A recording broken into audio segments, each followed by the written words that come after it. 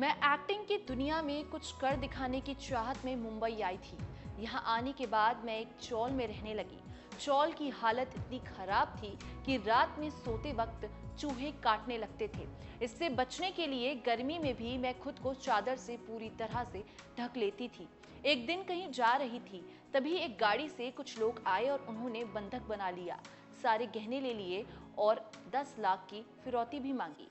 जब मैंने इस इंडस्ट्री में कदम रखा तो सबसे पहले इंग्लिश ना आने की वजह से मुझे बहुत सारी चीजें फेस करनी पड़ी। कोविड में सुसाइड करने की भी कोशिश की। अर्चना गौतम, बिग बॉस 16 से इस नाम को लोग बखूबी जानने लगे। फिर खतरों के खिलाड़ी में भी अर्चना को देखा गया। लेकिन क्या इतने बड़े शो में पहचान बनाना बहुत आसान था? दुनिया में नाम कमाना इतना आसान था? अर्चना ने एक इंटरव्यू में अपनी जिंदगी की किताब के कुछ रोचक और भावुक किस्से दिल खोलकर बताए हैं। अर्चना का संघर्ष जन्म से ही शुरू हो गया था। जब अर्चना के जन्म से गांव वाले दुखी हो गए थे। अर्चना का जन्म जन्माष्टमी के दिन हस्तिनापुर में हुआ था। परिवार समेत गांव वालों को उम्मीद थी कि लड़का ही होगा। जब गांव वालों को पता चला कि लड़का नहीं एक लड़की पैदा हुई है तो वो लोग बहुत निराश हो गए। लेकिन अर्चना के पिताजी ने तब भी जश्न मनाया। जिस घर में अर्चना पैदा हुई थी वो टूटा हुआ था, छत भी टूटी हुई थी, सोने के लिए घर में सिर्फ चारपाई थी।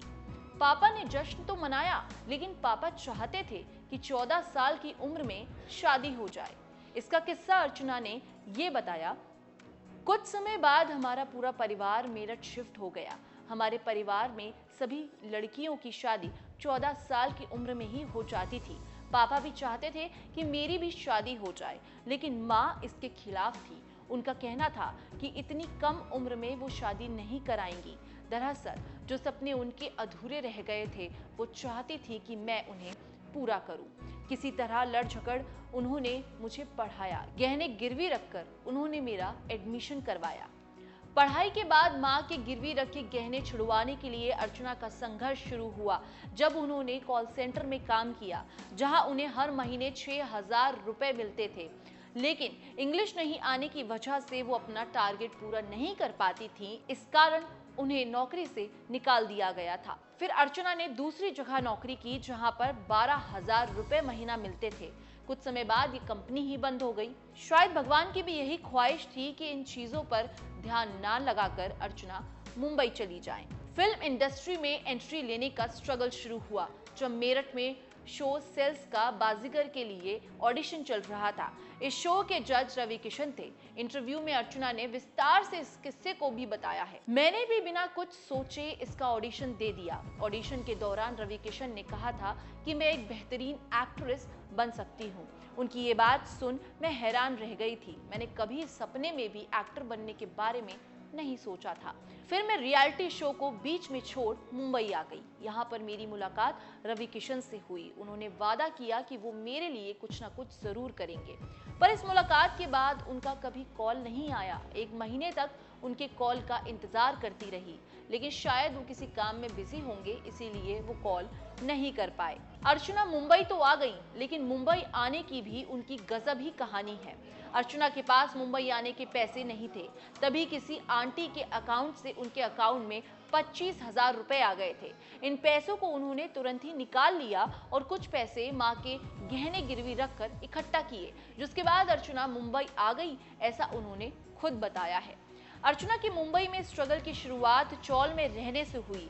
अर्चना ने बताया कि चौल की हालत इतनी खराब थी कि रात में सोते वक्त चूहे काटने लगते थे। इससे बचने के लिए गर्मी में भी वो खुद को चादर से पूरी तरह ढक लेती थी। उस घर की छत ऐसी थी कि दोपहर में बहुत गर्मी हो जाती थी। हालात इतने खराब थे कि वो ना तो सो सकती थी और ना ही अंदर रह सकती थी। इसी के चलते अर्चना ने कई दिन बिना पूरा खाना खाए गुजारे हैं। कभी रात में दबेली खा लेती थी तो कभी वड़ा पाव वही खाकर वो सो जाती थी। अर्चना को मुंबई में आए कुछ ही दिन हुए थे और तभी एक दिन अचानक कुछ ठगों ने उन्हें बंधक बना लिया और उनसे 10 लाख रुपए की फिरौती मांगी। अर्चना ने अपने भाई गुलशन को बुलाया। गुलशन पैसे लेकर जब पहुंचे, उसके बाद अर्चना और गुलशन ठगों को पकड़ने में कामयाब हो गए और पुलिस स्टेशन ले गए। इस तरह ठगों से अर्चना बची और पैसे भी बचा लिए। मुंबई में काम को लेकर अर्चना ने काफी स्ट्रगल किया है और कई बार इंग्लिश ना आने की वजह से भी उन्हें काम नहीं मिला है। 2014 में अर्चना मिस यूपी बनी थी और इसके बाद 2018 में उनके पास मिस इंडिया बिकनी कॉन्टेस्ट का ऑफर आया। इस वक्त काम की जरूरत थी तो अर्चना ने इसमें पार्टिसिपेट कर लिया और मिस इंडिया बिकनी का टैग अपने नाम कर लिया। संघर्ष यहीं खत्म नहीं हुआ। इसके बाद जब अर्चना को मिस बिकनी यूनिवर्स के लिए चाइना जाना था, तभी उस समय कोविड शुरू हो गया और अर्चना चाइना नहीं जा पाई।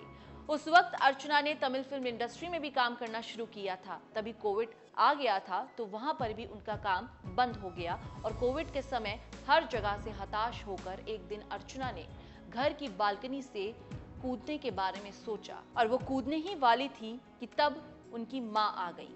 तब माँ ने समझाया कि मरने से हर परेशानी खत्म नहीं हो जाती, इससे लड़ो और आगे बढ़ो। और फिर अर्चना ने खुदकुशी नहीं की।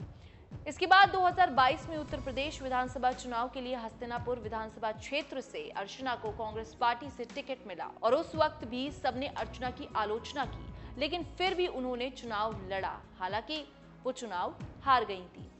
पॉलिटिक्स में एंट्री लेने के बाद बिग बॉस का ऑफर आया, तब उन्होंने शो के लिए हाँ करने से पहले प्रियंका गांधी से पूछा और प्रियंका गांधी ने कहा कि अर्चना को जाना चाहिए। इसके बाद उन्होंने शो के लिए हाँ कहा और तीसरी बार रनर अप भी रही। फिर इसके बाद अर्चना खतरों के खिलाड़ी में दिखी। जिंदगी का संघर्ष तो जारी रहेगा, लेकिन डट के खड़े रहना ही हल है। लंबे समय के बाद अर्चना ने आखिर पहचान बना ही ली। आज इंडस्ट्री में काम के साथ अपना यूट्यूब चैनल भी चलाती हैं अर्चना। आशा है कि अर्चना के संघर्ष से आपकी हिम्मत और हौसला जरूर बढ़ा होगा। अगर आपको ये कहानी पसंद आई है तो सभी के साथ शेयर करें और ऐसे ही तमाम खबरों के लिए न्यूज़ बुक के साथ जुड़े रहें।